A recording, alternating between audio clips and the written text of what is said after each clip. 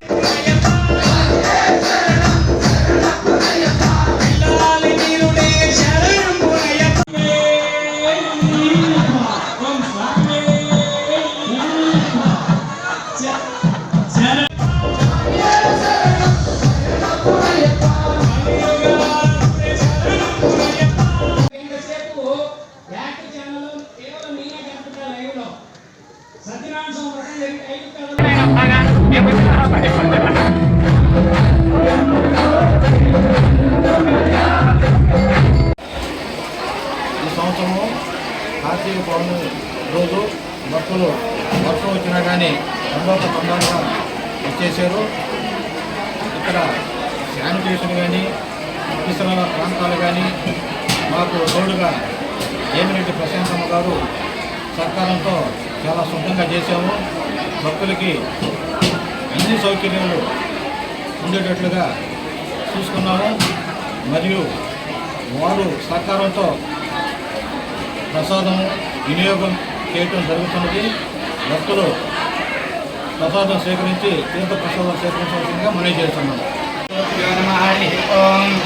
భూతనాద సదానంద సర్వభూతదయాపర రక్ష రక్ష మహాభోహ శాస్త్రే కృత్యం నమో నమః.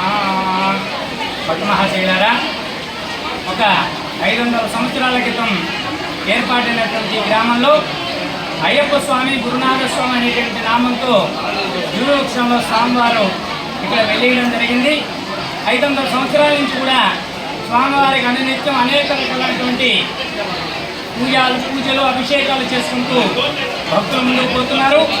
1979 నుంచి అయ్యప్ప స్వామి విగ్రహ ప్రతిష్ఠ చేసుకొని అక్కడి నుంచి ప్రతి సంవత్సరం కూడా కార్తీక పౌర్ణమి రోజు లక్ష పూజ, అదేవిధంగా జ్యోతి ఉత్సవం జనవరి 14వ తారీఖు జ్యోతి ఉత్సవం, దాంతోపాటు ప్రతి పర్వదినం రోజు కూడా అనేక రకమైనటువంటి కార్యక్రమాలు దేవాలయంలో చేసుకుంటూ ముందుకు పోవడం జరుగుతుందని, దాంట్లో భాగంగా ఈరోజు కార్తీక పౌర్ణమి లక్ష పూజ కార్యక్రమాన్ని ఈవో గారు అయినటువంటి యానాదయ్య గారి ఆధ్వర్యంలో, అదేవిధంగా వేమిరెడ్డి ప్రభాకర్ రెడ్డి ప్రశాంతమ్మ గారుల వాళ్ళ ఆధ్వర్యంలో కూడా ఈరోజు ఈ కార్యక్రమాన్ని చేయడం జరిగింది.